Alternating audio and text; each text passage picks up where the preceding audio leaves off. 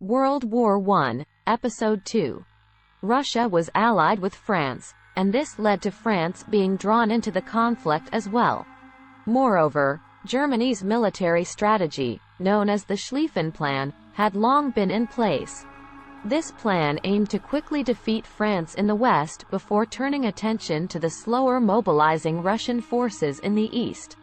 Germany's invasion of Belgium, a neutral country, in its pursuit of France, prompted Britain to enter the war on August 4, 1914, as it had guaranteed Belgium's neutrality. This expansion of the conflict to include major European powers intensified the scale and scope of the war beyond the initial Austro-Serbian dispute. While the assassination served as the immediate trigger, the tensions and rivalries that had been building for decades played a significant role in the war's outbreak. Nationalism, militarism, and imperialistic ambitions had fueled a sense of competition and aggression among European powers. The arms race and rapid militarization, particularly in Germany, had created an atmosphere of heightened anxiety and a belief in the efficacy of military solutions. The intricate system of alliances, designed ostensibly to provide security and deter aggression, paradoxically contributed to the escalation of the conflict. Once the chain reaction of declarations of war had begun, these alliances effectively left little room for diplomatic off-ramps. Mobilization plans and commitments made it difficult for any single power to de-escalate the situation without risking being perceived as weak or unreliable.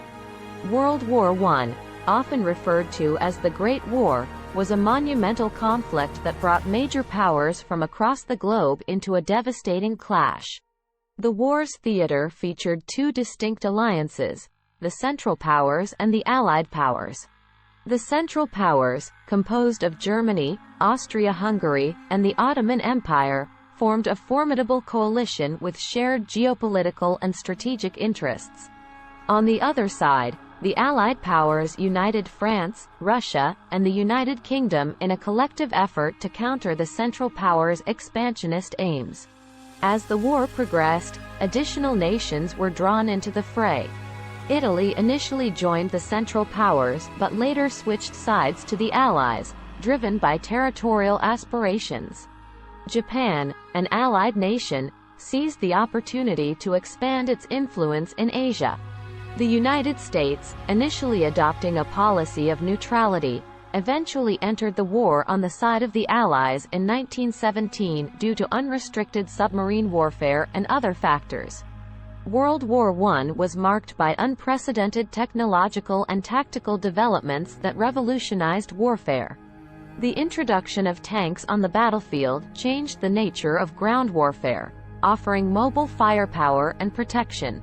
Chemical weapons, such as chlorine and mustard gas, were deployed with devastating effects, causing widespread suffering and horror.